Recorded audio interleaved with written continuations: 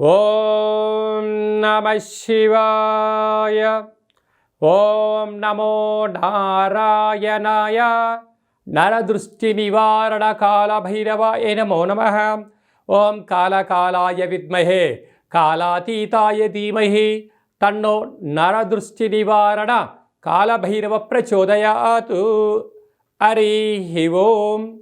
మా ఛానల్కి స్వాగతం. చూస్తున్న వీక్షకులకు ప్రేక్షకులకు ప్రియ కాళభైరవ భగవద్బంధులకి స్వాగతం పలుకుతూ మమ్మల్ని ఎంతగానో ఆదరిస్తూ ఉండబడినటువంటి ప్రియ సోదర సోదరీమణులకు జ్యోతిష్య అభిమానులకు సనాతన ధర్మ సంరక్షకులు అందరికీ కూడా శ్రీ విశ్వావసునామ సంవత్సర చైత్రమాస శుద్ధ బహుళపక్ష ఆదివారం అమావాస్య సందర్భంగా అందరిపైనను ఆ కాళభైరుడి యొక్క కృప కటాక్ష వీక్షణ ఉండాలని కోరుకుందాం.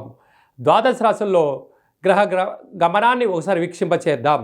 మేషరాశిలో ఏడాది తర్వాత రవి సంచార స్థితి, వృషభ రాశిలో దేవగురు బృహస్పతి చివరార్ధ సంచార స్థితి, కర్కాటక రాశిలో కుచ భగవానుడు నీచ భంగ రాజయోగ సంచార స్థితి, కన్యరాశిలో కేతు సంచార స్థితి, మీనరాశిలో చతుర్గ్రహ సంచార స్థితి, బుధ భగవానుడు శుక్ర భగవానుడు శని భగవానుడు రాహు భగవానుడు సంయోగ సంచార స్థితితో ద్వాదశ రాశుల్లో గ్రహ గమనాలు ఈ విధంగా ఉన్నాయి.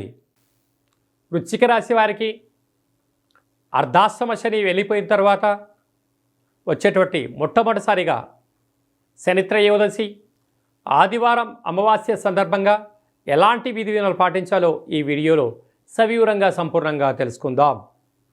వృశ్చిక రాశిలో ఏ నక్షత్రాలు వస్తారగా? విశాఖ నక్షత్రంలో 4వ పాదము, అనురాధ నక్షత్రంలో 4 పాదాలు, జ్యేష్ఠ నక్షత్రం 4 పాదాలు కలిపితే వృశ్చిక రాశి. వీరికి పంచమ స్థానంలో బుధుడు శుక్రుడు శని రాహుల సంచార స్థితి ఉండడం వలన సంతానపరమైనటువంటి చిక్కులు, తల్లిదండ్రుల నుంచి వచ్చే ఆస్తి పంపకాల్లో ఇబ్బందులు, మీరు ఏదైతే గృహాలు కార్లు బంగ్లాలు విల్లాలు కొనుగోలు చేయాలి అనేటువంటి కార్యక్రమాన్ని కొంతకాలం స్వల్పమైన కాలం వాయిదా వేసుకోవడం ఉత్తమోత్తంగా భావించగలగాలి. అలాగే ఏడాది తర్వాత రవి భగవానుడు 6వ స్థానంలో రవి సంచారం చేయడం వలన కొద్దిపాటి రుణ సమస్యలు, రోగ సమస్యలు, శత్రు సమస్యలు పొంచి ఉన్నాయి.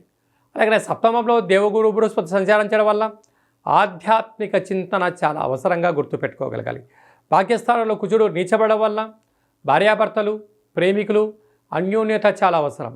ఇలాంటి గ్రహస్థితి అనుకూలంగా లేనప్పుడు చిన్న చిన్న రెమెడీస్ ఏంటంటే శనివారం శనిత్రయోదశి పూజలో పాల్గొనడం, ఆదివారం పూట విశేషంగా తులారాశి జాతకులు ఎర్రటి గుమ్మడికాయలో పసుపును పచ్చకర్పూరాన్ని వేసి దిష్టి దించుకోవడం వలన మనశ్శాంతి, ఆరోగ్యం, ధనప్రాప్తి వారి సొంతం కాబోతుంది.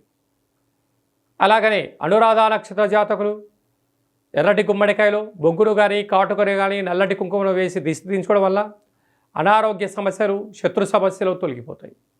జ్యేష్ఠ నక్షత్ర జాతకులు నవధాన్యాలు ఆకుపచ్చ రంగు కలిగినటువంటి వాటితో దిష్టి దించుకోవడం వలన ప్రశాంతత, మనశ్శాంతి వారి సొంతమవుతుందని చెప్పి కూడా గమనించాలి.